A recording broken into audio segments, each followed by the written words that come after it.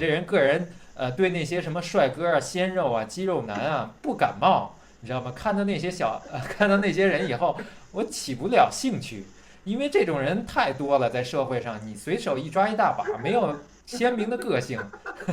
但是我看到那些奇葩，就是特别另类的，比如说穿着打扮特别另类、言谈举止特别不一样的人，我特别感兴趣，我就特别希望能够跟他们去聊一聊天儿，加他们的微信，成为他们的粉丝。我是有这么一个特点的，因此可能认识的人里边很多就是比较古怪的，然后我也希望能够深入他们的内心，能够了解他们到底为什么喜欢这样古怪。我认识武当大湖南11年的时候，我跟他们10年的时候，我跟他们去爬香山，招了一大帮就是好多朋友，但是我特别喜欢跟武当和大湖南这样的另类的人去爬山。我们走在一起的时候，突然间就在山顶上遇到了我的一个同事，我同事叫我说：“哎，你怎么来了？”然后我说：“对对对。”然后他们就在我旁边，你知道吗？那个武当啊，扭啊扭，穿着女装那种。我当时也懵了，但是后来我就是挺淡定的，我就从容的就说：“哎，我是跟一堆朋友来这块爬山的。”他们也没有表示什么，但是人家在背后里可能也会说：“哎，你看他怎么是不是他也是这种人，或者怎么样？”我觉得都无所谓，对吧？就是没有必要就是把这个事情看得太重。可能每一个人在别人眼里都只是一个匆匆过客，没有必要把自己看的就是这个世界的中心一样。所以你的这些性取向的问题，你没有必要把它看得太重要，好像就是永远这一辈子都要在这个阴霾当中度过，都要在谎言里度过。知行合一是最重要的一个特质。你所想的跟你所做的能不能达到一种一致？所以我认为这个就是我遇到的比较尴尬的一个事情。我不知道你们遇到过没有比较尴尬的一事情？国王，你遇到过？就是同志之间。我自己还真没遇到过，因为在国外，你知道你出了柜，反正在国外就是说你干什么你都是自己个人的行为。像我们这审计组2个 gay，然后一个人，我们是一个女同事，她那对象是那个 transgender。所以你看这很普遍嘛，所以这就是对不对？这就是生活中一部分嘛，对不对？成都这边其实也有很多就是可能有异装喜好的。成都是吧？就是很容易看到，就是比如说男生他会穿女生的一些衣服，可能会戴上假发，然后穿上高跟鞋或穿丝袜什么的。其实我在想他们每一个都是有故事的人，这些故事我觉得其实我还挺想了解的。对我个人而言，其实我是完全能够接受的，因为不管他是单纯的只是异装，或者说他是有那种做跨性别者倾向的人，他都是属于 LGBT 群体里面的一员，对吧？对，这是 LGBT， 他们也是，那我们和他们又有什么不同呢？如果说我们选择去鄙视他们，或者说去排斥他们，那就和那些 street 那些直男直女去选择去排斥我们又有什么不同呢？所以这点上面，我觉得可能大多数的同志他们需要改变一下自己的一些观念。那我问你，就是说四川啊和重庆为什么特别多这种零比较多，而娘的也挺多的？这是不是？是不是我的一种偏见、刻板印象，还是说它就是一种事实啊？可能还真是这样。这个我自己没怎么去了解，但是在贴吧上面就是看到特别多，就是说，就是四川的那种受特别多。因为我认识的好多四川的，他们都是那种的，就是特别敢于张扬自己，然后那个也零占多数吧，就是一可能是稍微偏少一点的。可能和性格有关吧，性格是吧？零的话，或者说bottom， 他们可能就更加偏向于就是属于被保护那一方嘛。可能在这样一种就是四川这种环境下面，这方面可能更加能够接受包容一点嘛，可能大家也更加释放自我一些。所以对，所以相反，我觉得那些一的话或者公，他们可能就没有这些做瘦的或者做零的这么就是更能够愿意去表现自我一点。对，我觉得只是说，他有，但是他不愿意出柜，不愿意去告诉别人。对，大概就是这样。有的做一的相对来说低调一点，而且他们很多就是今后会结婚，会找女人，但也有的就是找完了以后，过几年就分手了，因为女方可能也会意识到她不是对女人特别感兴趣。我曾经遇到过例子，就是给人家分手以后又得赔人家车房，然后赔财产，然后这些的，反正最后闹得不欢而散，然后同时也损失了很多东西，问我怎么办。我说你唯一的路，如果你要是家人催你比较多的情况下，那你就找一个形式婚姻吧，对吧？你找个拉拉去试着交往一下，看看能不能解决这个问题。我觉得我想不到其他的办法。在可能川渝这一带嘛，可能大多数人最后的路一般就只有两条，一般就是行婚，或者说就选择隐瞒去和女生骗婚这种。然后一个拉拉然后在结婚之前就约法三章嘛，把那些能够避免的事情都尽量把它写在纸上，日后的话可能可以省去一些麻烦。那这个写这个纸上，他这个协议也是一个无效协议啊。如果要是他们真的结婚的话，所以很多的就是同志，如果跟拉拉行婚的话，他们领证的话都是领的假的，就是弄一个假的结婚证，不是真正的去民政部登记结婚。因为真登记结婚的话，会有一定的风险，因为你先前你所承诺的那些口头协议，包括书面的，都是没有任何法律效力的，只能考验你个人的一个诚信。我总是感觉就是，行婚也好，或者骗婚也好，它不是一个特别长久的办法，因为你总是违背自己的内心嘛，人的那些潜意识，它总有爆发的那一天。如果说选择一直去压抑它的话，对，父母那里就是在你30岁或者50岁的时候，可能看着你还没有孩子，或者说夫妻关系不好，他们可能到那个时候又会有另外一种焦虑了。然后如果说你一直选择去应付父母的这种恐慌的话，你就会应接不暇，那你后面就会有无穷无尽的烦恼这些。所以我个人建议还是趁着父母可能年轻的时候，40多岁的时候，把自己的一切都告诉他们吧，他们不是那么脆弱不堪的，因为他们能够把我们从那么小养到这么大，他们已经是非常坚强的人了。父母和我们之间至少还有亲情作为一个联系嘛。因为你们父母可能年轻吧，可能是60后、70后的那种的。如果我们像我们的父母有的50后甚至40后的那种的，他绝对就是接受不了，他们肯定是想象不到这种情况的，知道吧？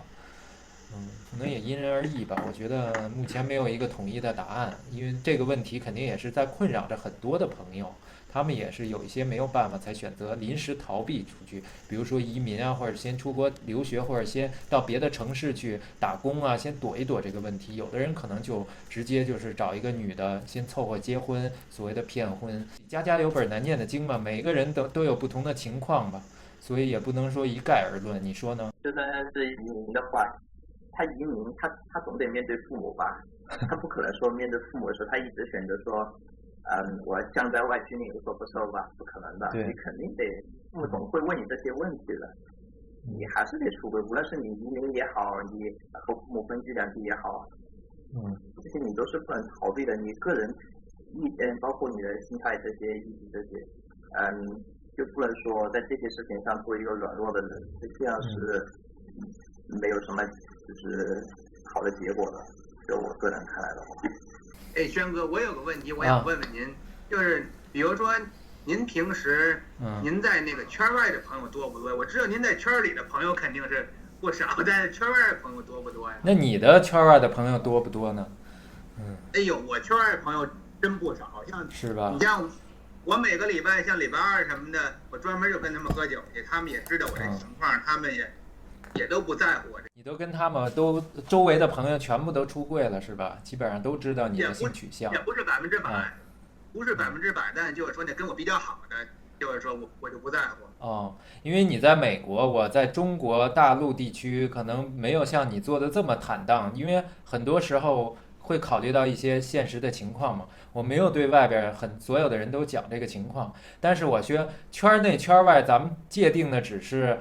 这个 gay 这个性取向这一个块儿，但是比如说我买一辆车，认识了一些车友，可能就会组成车友圈儿。比如说我喜欢打某项球类运动，那么可能也会认识一些、结交一些这个球类运动的圈子。比如说我喜欢爬山、游泳，那么我可能也会有相应的圈子。因此呢，我觉得这个 gay 圈只是生活当中的一个很小的部分，并不是说所有的生活的全部都在这一个圈子里边。觉得上次我发了一个视频，很多人觉得这个圈子好像是给某一个群体，给咱们这个群体贴标签儿，我觉得并不是这样。我们可能有共同取向的人会喜欢走在一起，这并不是给每个人去贴标签儿，而是物以类聚，人以群分吧？你觉得呢？我还是觉得就是，比如说 gay 圈的话，就有一点贴标签的这种可能性嘛。就我自己的话，因为我本身脾气比较暴躁，所以我的朋友也不太多。和我关系特别好的朋友，就是我看他们，我就觉得他们其实是非常努力的人，就是在某些思想上面可以和我就是能够无缝交流的，所以我个人觉得就是比如说和别人交往的话，就主要看两个人他的这种心态呀、某些观念呀、思想能不能够就是达成共识，这一点其实是比较重要的。圈内的朋友的话，身边的就基本上都是学生嘛，就是学生，然后他们对自己未来这些其实考虑也不太多，可能就是那种走一步算一步那种心态嘛。但是我的话，我是像周围的这些同僚还有这些朋友，这些都是出柜了的，一般都是就是在就和他们交往之前就会告诉他们，就是而且我是说话我也不喜欢拐弯抹角，我就直接告诉他们我是同性恋，所以就一般就省得他们生活的那些差异了。你要是出柜的话，可能周围女性朋友可能还能够理解，但是男性的话，可能很多人都是对这个有偏见的，就直男这个群体里边。因为在我这个订户里边给我留言的很多评论里边，我发现一些直女，她们相对来说是发言都是比较温和或者能够体会的，但是一些直男可能看到这个视频，大多数不是绝对的，就会表示他们觉得不能理解或者觉得很恶心。我都把这些不好的评论我都给删掉了，屏蔽了。对啊，那些人他们可能就是觉得同志之间做爱的方式会比较让人不能接受嘛。异性恋之间做爱的方式我们还不能接受呢，对吧？这个不能用这种鄙视链来去界定的。而且就是在我就是毕业之前，我是向我班上的所有的同学所有人因为本来是理工科的嘛，班上就男生特别多，女生的话就2-3个，就像他们所有人都出柜了的。而且就是因为这4年和他们的相处的过程，他们可能觉得就是我这个人就是性格也是比较坦荡的那种嘛，所以当我最后和他们这个表明我自己的身份的时候，他们其实没有说什么特别那种就是不堪入目或者说不能理解的这种话。我就想到其实作为我个人的话，我能够改变他们的某一些观念，其实我也算是为我们这个群体做出了一点贡献嘛。也许他们以后他们在面对这样一些问题，或者说他们在面对这一类人的时候，他们就不会有那种就是不好的先入为主的观念了。他们可能就会想到，我以前有一个在大学期间有一个 gay， 有一个同学他其实和正常人没有什么不同的，他们可能就会有这样一种观念了。其实我们要看异性恋的话，像我觉得很正常啊，人家男女之间我也没有觉得恶心或怎么样的。为什么很多人他异性恋他看同性恋就会觉得很恶心啊，是吧？可能他们不接受这种性爱的方式。其实我觉得从某种意义上来讲，人类的整个的性爱方式都不是说特别的让人觉得很干净，对吧？对不对啊？如果你要站在一个道德的制高点上，你觉得这些东西都很下流，是吧？一个人表面上很堂堂正正的，怎么私下里在床上会干出那种事情呢？如果我是一个没有做过的人来说，我会觉得也挺不耻的这些事情。但是换个角度来讲，这就是人性使然吧，对吧？今天呢，我们暂时就先讨论这么多吧。然后感谢朋友能够过来一起大家来谈论同志的话题吧。然后也希望感兴趣的朋友能够多多的订阅一下啊，订阅旁边的那个小铃铛也帮我点一下。希望大家能够多多参与这种话题，然后多多展现自己的生活吧，是吧？好了，那今天就到这儿了，那么各位朋友再见了啊！再见，谢谢，再见，拜拜。